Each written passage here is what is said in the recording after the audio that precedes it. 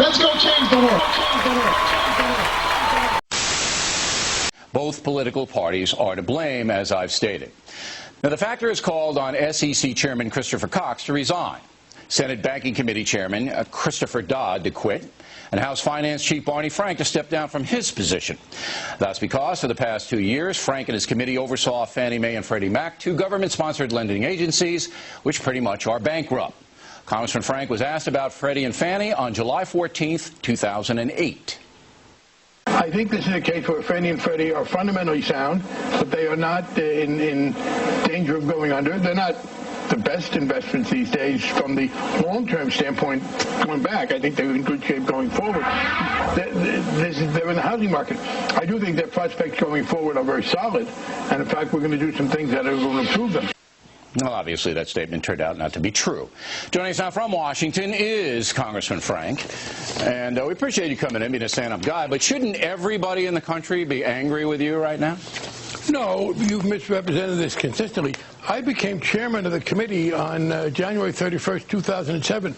Less than 2 months later, I did what the Republicans hadn't been able to do in 12 years, get through the committee a very tough regulatory bill, and it passed the House in May. I've always felt two things about Fannie Mae and Freddie Mac, that they had an important role to play, but that the regulation should be improved. Now, from 1995 to 2006, when the Republicans controlled Congress and we were in the minority, we couldn't get that done. Although in 2005, Mike Oxley of Sarbanes-Oxley fame, a pretty tough guy on regulation, did try to put a bill through to regulate Fannie Mae. I worked with him on it.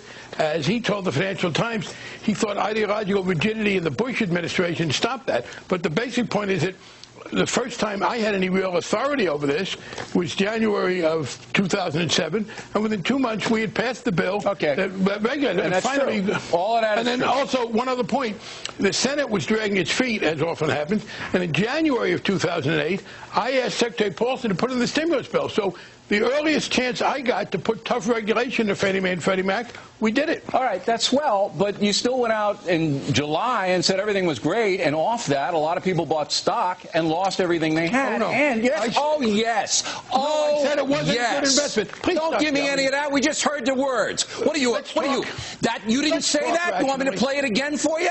You didn't listen to it. No, I listened to every word you said, and I have the transcript right here. I said it wasn't a good investment. Yeah, and you said going forward, we're going to be swell. From August 07th to August 08th. Don't, look, stop the BS here. Stop the crap.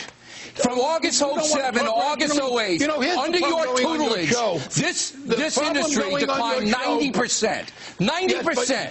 Oh, none of this was your fault. Oh, no. People lost millions of dollars. It wasn't your fault. Come on, you coward.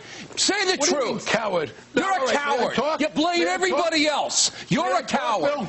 Here's the problem with going on your show. You start ranting, and the only way to respond is almost to look as boorish as you. But here's the facts. I specifically said in the quote you just played that I didn't think it was a good investment. I wasn't telling anybody to buy stock. I said it wasn't a good investment. Secondly, I wasn't presiding idly over this. I was trying to get the regulations adopted. Look, we got them adopted in May. Bottom line is, you're there 2 years. Bottom line is, stock drops 90%. Yes, in any private industry, you're out.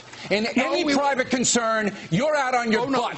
But not here in the federal government. You can come in and make every excuse in the world, blame everybody else in the world, and then call me boorish. I'm not going to be bullied by your ranting. You can rant all you want. You're not going to shut me up. The problem was that we passed in 1994, in fact, the bill. Now we're back to 1994. Yes, this is bull. This is why Americans don't trust the government. No, this is why your stupidity gets in the way of rational discussion. The fact is, it was in 1994 that we passed a bill to tell the Fed to stop the subprime lending. We tried to get them to do it.